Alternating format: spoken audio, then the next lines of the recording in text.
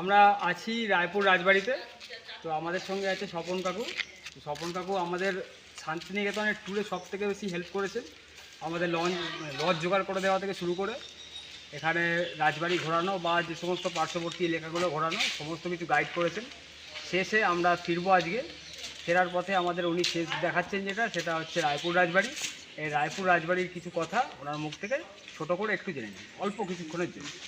আমাদের এটা হচ্ছে ঠিক লেমায়া যাওয়ার পথে রায়পুরের কাছে, হ্যাঁ, ভুবনমোহন সিংহ যে রাজার নাম ছিল।